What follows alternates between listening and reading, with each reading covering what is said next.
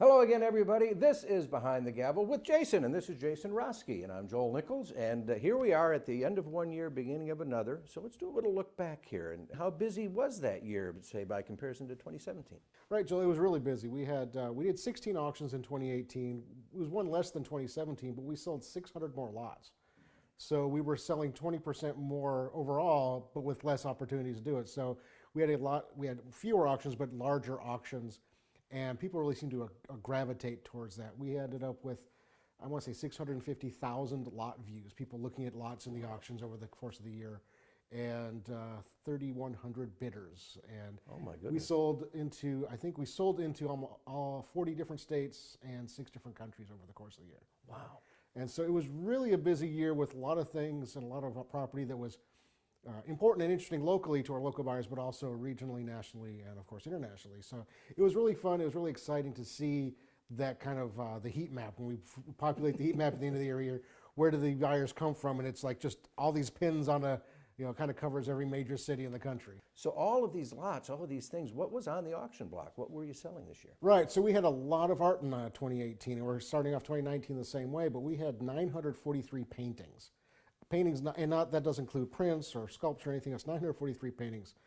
Part of that was we sold several artists' estate that we're really keen on. We really enjoy it, and our buyers really like it too. There's a real big interest in that, seeing the growth of an artist, the development of an artist from the infancy of his career or her career through the end. So we sold a lot of artwork, sold a lot of jewelry and sterling silver, thousands of pieces of each. And of course, jewelry and furniture and just all kinds of decorative arts that we see every day. So looking at 2018, what does that tell you in your experience about the market and about where we're headed and what people are interested in? All right, so there's a lot of interest in the market. There's a lot of people looking right now. The economy is good, so that helps a lot. People are feeling comfortable with their jobs, so they're having money to spend. But what we're seeing, generally speaking, is I call it the 4 C's of if you're looking to sell or buy. One is condition. Condition is like location in real estate. If it's in great condition, people will want it almost regardless of what it is. The second is collection. Where did it come from? Did it come from an important collection? Did it come from was it picked at a thrift store? Those things make an interesting story. Is it a compelling piece? Is there something about it that is intriguing?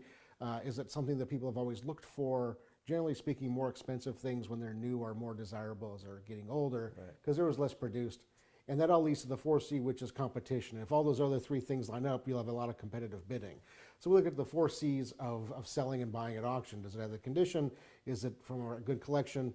Does it have a compelling story? And if so, if you tick off at least 2 of those boxes, you're going to have a lot of competition for it. So in your years of experience here, what kind of surprised you? What was unique on the auction block that really caught your imagination? Sure. So we sold the Dolores Hadley estate this year. Dolores created La Famille Marionette, which was the marionette show at Worlds of Fun here in town. She started, when the park opened, she was an act, and she had an act in 1974 or 5 when the amusement park opened. Right. She heard that they were looking for a marionettes group, and they were going to hire somebody from New York, and she went basically marched into Mara Hunt's office and said, at least talk to me about it. And by the end of the conversation, she had storyboards and everything else. She got the job. They said, we'd like to keep it in Kansas City. From that one meeting, she was the marionette family troupe for 23 years, 23 years, through 1995. Dolores passed about 16, 18 years ago, and when she was alive, her marionettes were her tools, her props. Right. She sold them because she was raking a new scene every year, and then her son and her family decided over the years to sell some here and there. But they had 50 marionettes and a lot of ephemeral pieces, drawings and support documentation, and they decided now was the time to sell it. And we were like, well, that's intriguing, that's compelling. The condition was good. It had a compelling story, had a great collection. So like, well, there's going to be some people interested in that, at least here Kansas City-wise. Right. What we failed to realize before, and we're thrilled about, and the family was thrilled about, is that the marionette puppetry community is very tight and very active. And we had people from a dozen countries register to bid on that auction, and 30 different states for that auction alone. And we had expectations beforehand, and we tripled the expectations for the family. And it was just, we thought they were interesting. They were a little, some people thought they were creepy. Well, there is that element, sure. But they were really just immediately responded to and from the first picture we put on Facebook and Instagram, we knew it was going to be a bigger hit than we thought because of the reaction to it. So that was probably the most intriguing, interesting, unique thing we've sold in years, and it just happened to be a couple of months ago. So in all of that, did you hear any footsteps? I thought it was just in my head, so I ignored them.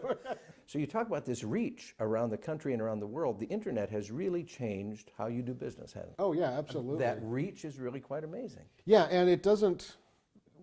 Oftentimes, if the material is interesting, the reach finds us. Like we put it out there and make it accessible, but it's amazing how often we put something out there, and somebody in Kansas City knows somebody in New York who might like it, and that person in New York knows somebody in Florida who knows somebody in Sweden.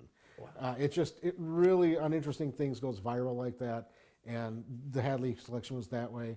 The John Douglas Patrick was similar in that way. We sold that artist's estate, who's an important Kansas City artist who died in 1937, and nobody knew about him, but people were intrigued by his story. And then we started the year last year with that, and that was a really fun way to kick off 2018. So exciting sales, exciting on the auction block, but away from the auction block, big year for Kansas City Auction. Absolutely. We continued our relationship with Symphony of the Flint Hills, which we've worked with them for years now, and are honored and thrilled to do that every year. We help them with their catalog work, with their auction that they do in the field. KC Studio Magazine, Nan Chisholm from Antiques Roadshow called me up one day and asked if I could be interested in being interviewed for a story. And at first I thought it was somebody playing a prank on me. And come to find out, no, it was actually Nan on the phone. It wasn't my wife hiring a girlfriend to play a joke on me. So Nan called and we talked for quite a while. She came by the office and did a really nice 5-page spread right around the time of the Hadley auction. And the pictures from that were really, really fun and interesting. And then, we did things when we sold the Patrick auction. We had Victor and Penny come in and play in a thank you party for all the people who had bought from the family, the artist, the collection. And then we just, in the last couple of months, we renewed our relationship with KCPT. And we're so proud of that. They do an antique appraisal fair, and they came back to us and said, we want to do it again, and we want you to help sponsor it and put it on, and we are just thrilled to do that. So 2018 turns out to be a wonderful year for you and for the company. What's 2019 looking like? What are you looking ahead to? Well, the phone has been ringing off the hook, which is a good thing. We're looking at more artwork every day. Art is kind of becoming one of the areas that we're really getting known for. And sterling silver, we already have over 100 paintings in-house to sell in 2018. I'm signing in 2019, and I'm probably signing a contract with another collection in the next couple of days. I have hundreds of pieces of interesting sterling silver in boxes upstairs to sell in 2019. And then we're also, our first auction of the year, we have some great individual pieces like Tiffany lamp, a real Tiffany lamp here that's going to be selling. And a longtime friend has decided it's time to sell her collection of Native American jewelry. And so 150 pieces of that we're selling. So, oh my goodness. It's starting off really, really fun and fantastic. The other thing is we're looking for a larger place to work out of because we're bursting at the seams here. So that's a good problem to have in your business. It's a good problem to have. We're really, it's high on the list of priorities to get someplace that we can really serve more people. And in addition to that, thousands of people around the world really have discovered this Behind the Gavel with Jason. Yeah, we keep doing that. We started that about a year and a half ago now, and people keep watching every week. I guess I don't offend anybody or not enough, but yeah, we started doing that, kind of a weekly question on our Facebook page that thousands of people are watching, and again, all around the country. And that also brings to mind, you can ask questions right here. Just put them down here at the bottom, and you'll look at them and give some answers. Absolutely. We're always looking to interact with people. If you have questions about your collections, your estate, anything at all, excellent. I'd be happy to talk to you about it. So 2018, another great year and more fun ahead in 2019. Absolutely. It's going to be a great year here at KC Auction. If you have any questions, again, as we just mentioned, you can ask them right here. And make sure you stay tuned week in and week out for this man, Jason Roski, to answer your questions about appraisals, about auctions, about all that kind of thing right here on Behind the Gavel with Jason.